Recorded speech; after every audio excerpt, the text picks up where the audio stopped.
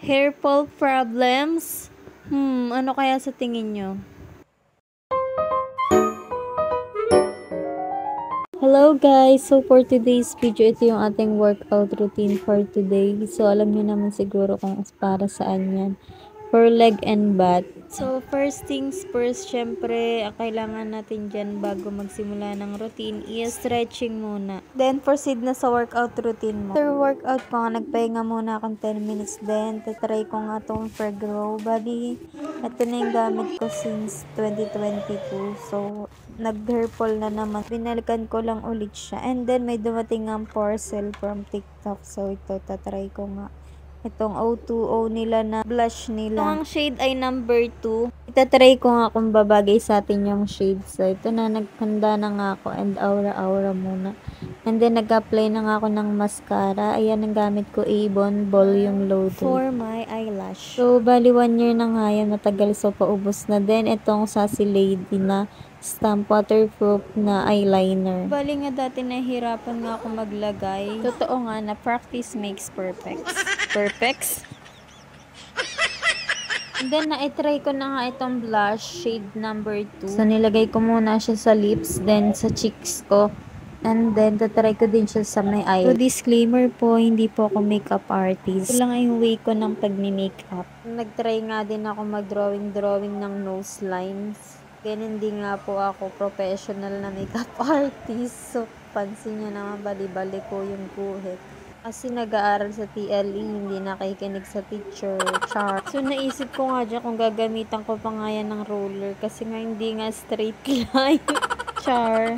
So, tignan mo nga yung look. Tinuloy talaga ang pagdodrawing. Oh, te, sige, panindigan mo yan. Te, gusto mo ma-achieve yung ilong ni Pinocchio? So, after ko nga mag-drawing ng nose line dyan, nilagyan ko na nga ito ng highlight. So, ang ginamit ko nga shade dyan ay iyang, hindi ko alam kung anong shade. Basta yan yung light siya, parang white, ganun. Na parang mapink-pink. So, yan nga pag may makeup ay natutunan ko nga simula nga nung pumasok ako bilang service crew. Nailagay nga ako sa cashier, so required nga sa amin yung naka-makeup. Dahil kami nga kasi yung nakaharap sa customer. So, kailangan namin talaga na presentable kami. Siyempre, sino ba na mga order sa'yo pag hindi presentable yung itsura mo, diba? Doon lang naman yung sa napasukan ko. Ewan ko lang sa iba. Isang napasukan ko, bawal naman sa kanila yung naka-eyeliner ka tsaka false eyelashes dun sa kalaban. Char. So, di ko na nga babanggitin. So, mabalik na nga tayo dito sa ginagawa ko. Ito na nga yung final look natin. O, tsak. Sino ka dyan, Beth? Ang look ka, patawa-tawa pa. Kapag nag-makeup nga ako, mas gusto ko yung parang no makeup look lang, mga ganun. Yung parang mga simplihan lang, light lang, ganun. Nagdagdag pa nga ako sa lipstick, barely nakulangan nga lang ako. Yan na yung look natin. Bye-bye. So, nagutom nga yung Lucas. So, nagluto nga ng chicken sotanghon. At ginamit ko na nga yung natira ko mga buto-buto dyan. And then, ginisa ko lang siya. And then, nilagay ko na yung pinagpakuluan nung ating manok.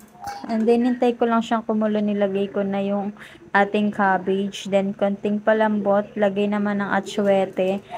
Then, konting kulo. Lagay na yung vermicelli natin na sotanghon.